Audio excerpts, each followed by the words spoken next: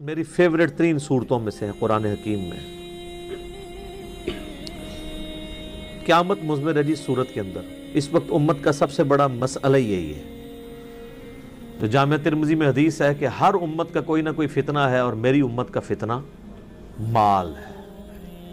اور بخاری اور مسلم دونوں میں حدیث ہے نبی علیہ السلام نے اپنی وفات سے 1 مہینہ پہلے شہدائے احد کے قبرستان میں جا کے ان کی قبروں کے اوپر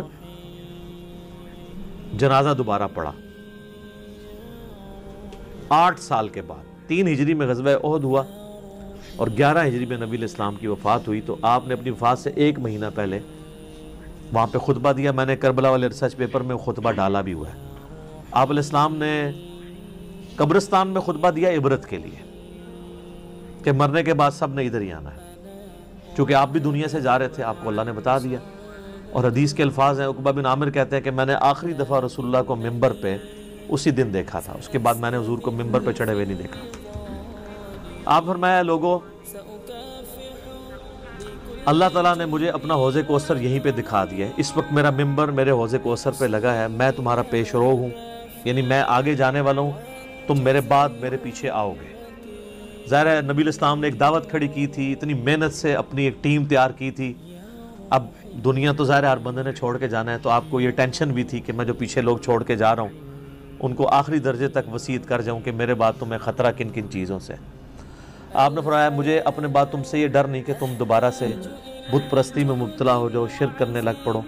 یہ تو مجھے کانفیڈنس ہے کہ تم, یعنی اپنے صحابہ کے بارے میں آپ کو ایک گارنٹی تھی, تربیت یافتہ جو لوگ تھے, کہ یہ شرک میں مبتلا نہیں ہوں گے.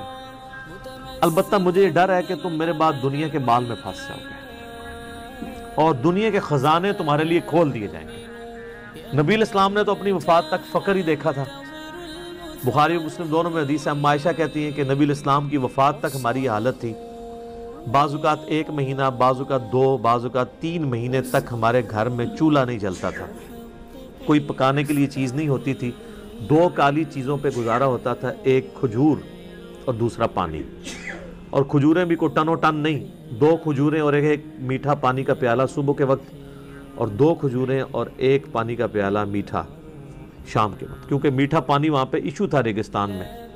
آج بھی آپ ذرا ریگستانی علاقوں میں چلے جائیں تو کتنے کلومیٹرز پیدل سفر کر کے, وہاں کی تو زندگی میں ایشو ہی یہی ہے کہ پانی بھر کے لانا ہے 8 کلومیٹر سے, اور آپ نے آٹا جو ہے چکی میں پیس کے بس روٹی پکانی. یہ ٹوٹل لوگوں کی زندگی ہے. یہ جو آپ یاشیاں جو نیٹ پہ یوٹیوب پہ بیٹھے رہتے ہیں اور فیس بک پہ, یہ تو وہاں کے مسئلے نہیں ہیں. ٹھیک ہے, وہاں کے تو مسئلے ہی کچھ اور ہیں. تو اس زمانے میں نبی علیہ السلام کے مبارک زمانے میں تو ام عائشہ کہتی ہیں کہ یعنی آپ علیہ السلام اور آپ کے گھر والوں کا گزارا کالی چیزوں پہ ہوتا تھا. اب ظاہر نبی علیہ السلام کو ٹینشن تو تھی کہ میرے بعد جب دنیا کے خزانے کھول دیے جائیں گے, تو مسلم شریف کے آگے الفاظ ہیں اس شہدائے احد والے قبرستان میں جو خطبے میں آپ نے فرمایا کہ تم دنیا کے مال میں پھنس جاؤ گے, دنیا کی محبت میں ایک دوسرے کو قتل کرو گے, حتیٰ کہ تم بھی تباہ و برباد کر دیے جاؤ گے جس طرح تم سے اگلی امتیں برباد کر دی گئی. اور وہی ہوا ہے. آپ دیکھ 30 سال ہی سکون سے گزرے ہیں, وہ بھی بمشکل. اور اس کے بعد کیا ہوا ہے امت کے ساتھ؟ پھر اسلام کا عروج تو نیچے ہی آیا ہے, مسلمانوں کا عروج اوپر گیا ہے. ظاہر ہے سپر پاور تھی, اس کا ایکسپلوژن تھا. جب بھی آج امریکہ سپر پاور ہے تو سر وہ بھی بدماشی کر رہا ہے. اس وقت ہم سپر پاور تھے, ہم بھی کسی نے کھنگن نہیں سن دینے.